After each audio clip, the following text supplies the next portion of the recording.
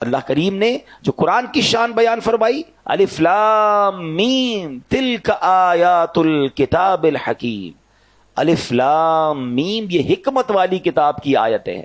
یعنی قرآن کریم کی پہلی شان تو یہ ہے کہ ہر لفظ حکمت بھرا ہے، ہر لفظ میں خزانے ہیں. اور آگے ارشاد فرمایا ہدن یعنی ہدایت. دوسری شان یہ ہے کہ قرآن کریم صرف کتاب حکمت نہیں بلکہ کتاب ہدایت بھی ہے. قرآن کریم کی تلاوت کرے چاہے سمجھ کر کرتا ہو یا بغیر سمجھ کے کرے، عربی ہو یا عجمی ہو، عالم ہو یا بے پڑھا ہو، بس قرآن کریم کھولے، ادب کے ساتھ اس کے الفاظ مبارک اپنی زبان سے ادا کرتا جائے، اس کے ان الفاظ کی بھی تاثیر یہ ہے کہ وہ دل میں ہدایتیں اتار دیتا ہے.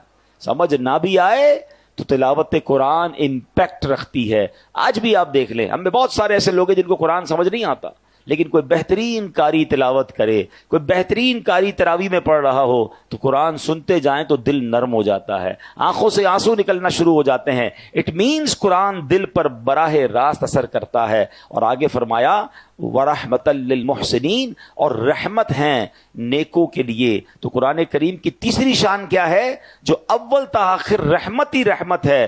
دنیا کی کوئی ایسی کتاب نہیں جس کے ایک ایک حرف کو تلاوت کرنے پر 10 نیکیاں ملتی ہوں. یہ صرف قرآن پاک کی شان ہے. بندہ جب قرآن پاک کو کھول بیٹھتا ہے نا، صرف قرآن کو دیکھنا شروع کرتا ہے، پڑھنا شروع کرتا ہے، چھما چھم رحمتیں برسنا شروع ہو جاتی ہیں اور نیکیوں کا ذخیرہ جو ہے وہ بڑھتا چلا جاتا ہے. اب پیارے اسلامی بھائیوں، اب یہاں ہمیں بہت اہم بات قرآن سے جو میسج لینا ہے.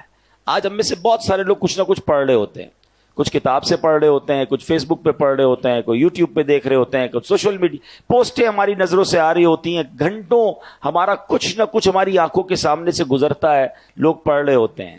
کچھ بھی پڑھنا ہو اس میں پہلی بات یہ چیک کرنی ہے کہ پڑھ کر ہدایت ملے تو پڑھ لو، فضولیات پر مبنی ہے تو بچ جاؤ. جو پڑھ رہے ہو اس سے حکمت و نصیحت ملتی ہے تو پڑھ لو، فضولیات ہیں، گمراہی آتی ہے، نیکی سے دور ہو جاؤ گے، اس سے بچ جاؤ. اگر اسے پڑھ کر ثواب ملنے کی امید ہے تو پڑھ لو، اور ثواب ملنے کی امید نہیں بلکہ گناہ کی امید ہے، اس سے بچ جاؤ. تو اب یہ کلیہ سامنے رکھ لیں کہ کیا دیکھنا ہے، کیا سننا ہے، کیا نہیں سننا، کیا پڑھنا ہے، کیا نہیں پڑھنا. اگر یہ بات ہمیں سمجھ آ جائے تو قرآن نے اپنی شان بھی بیان کر دی اور رہتی دنیا کو پڑھنا، سننا، دیکھنا کیا ہے اور کیا نہیں دیکھنا اس کا فارمولا بھی بتا دیا.